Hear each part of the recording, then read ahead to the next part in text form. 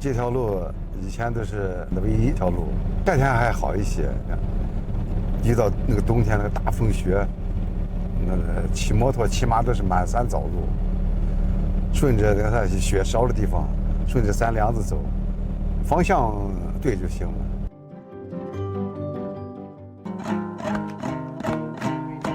Жақсы адам. Көп жыл доғдыр болды. Бәріне қарады, қиыншылық бәрін шешеді, жақсы.